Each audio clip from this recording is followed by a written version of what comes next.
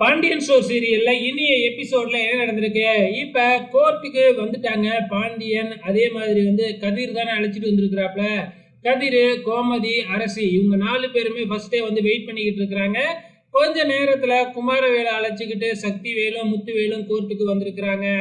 இப்ப court hearing ஆரம்பிக்குது. 2 சைடும் பாத்தீங்கன்னா வக்கீல் வச்சிருக்காங்க இல்லையா? மாத்தி மாத்தி வாதாடுறாங்க.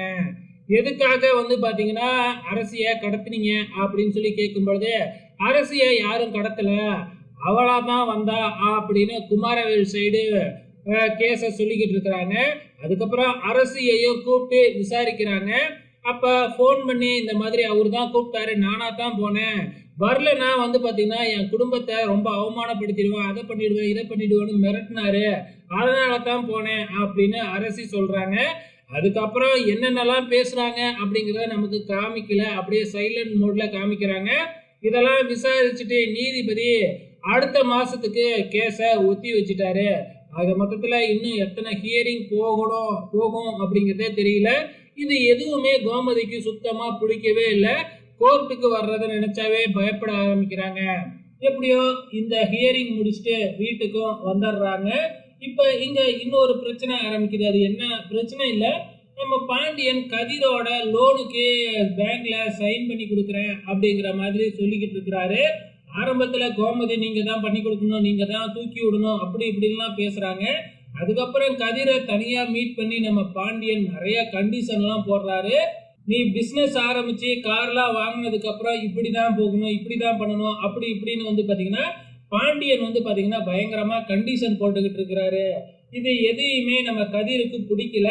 நேரா போய் அவங்க அம்மா கிட்ட இவர்கிட்ட இவர் எனக்கு சுவரிட்டி கையெழுத்துலாம் போட வேணாம், இவர் ஒன்றும் எனக்கு லோன் அரேஞ்ச் பண்ணி கொடுக்க வேணாம், நானே லோன் அரேஞ்ச் பண்ணிக்கிறேன் அப்படின்னு நீங்களே போய் சொல்லுங்க அப்படின்னு கோமதி கிட்ட சொல்ல, நான் எப்படி போய் சொல்லுவேன் அப்படி இப்படின்னு சொல்லிக்கிட்டு இருக்கிறாங்க.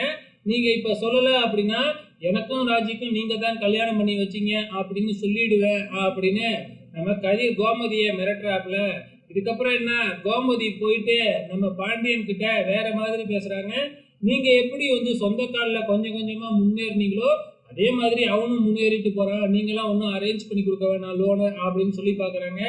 ஏன்டி இப்படி சொல்ற, என்ன அந்த கதிர் சொன்னானா அப்படின்னு நம்ம பாண்டியன் நடந்ததை எல்லாத்தையுமே பார்த்த மாதிரியே சொல்றாப்புல. எப்படியோ அவன் இஷ்டம், அவனே லோன் அரேஞ்ச் பண்ணிக்கிறானா பண்ணிட்டு போட்டோமே, நான் இதுக்கப்புறம் அவனுக்கு ஒரு ஹெல்ப்பும் பண்ண மாட்டேன் அப்படின்னு பாண்டியன் கோபமா எழுந்திரிச்சு போயிடுறாப்புல. இந்த பக்கம் கடையை காமிக்கிறாங்க. கடையில நம்ம பாண்டியன் வெளியூர் போயிட்டாப்லையாட்டுக்கு நம்ம பிரதர்ஸ் எல்லாம் ஒண்ணு கூடிடுறாங்க. இப்ப மயிலுக்கு ஒரு கிஃப்ட் வாங்கிட்டு போகணும், நீங்களே வாங்கிட்டு வாங்க அப்படின்னு சொன்னாங்க இல்லையா, அத நம்ம சரவண செந்தில்கிட்டையும் கதிர்கிட்டையும் சொல்றாப்புல. அப்ப பாத்தீங்கன்னா 2 பேரும் பாத்தீங்கன்னா ஐடியாலாம் கொடுக்குறாங்க. இந்த மாதிரி கிஃப்ட் எல்லாம் நீனே வாங்க, அப்படியே ஒரு கேக்கும் வாங்கிக்கிட்டு வந்துரு, வெட்டிடலாம் அப்படிங்கிற மாதிரி சொல்ல, இல்ல இல்ல அதெல்லாம் ஒண்ணும் வேணாம், அதுக்கெல்லாம் காசு நிறைய ஆகும், என்கிட்ட எங்க காசு இருக்கு அப்படின்னு கேட்க, முதலாளி கிட்ட கேளு, அப்படி இல்லைன்னா இந்த கல்லாவில இருந்து எடுத்துக்க, இது நம்ம படம் தானே அப்படின்னு சொல்ல, நம்ம சரவணன் பயந்துகிட்டே இருக்கிறாப்புல. அப்கமிங்ல என்ன நடக்க போகுதுன்னு தெரியல, வெயிட் பண்ணி பார்க்கலாம்.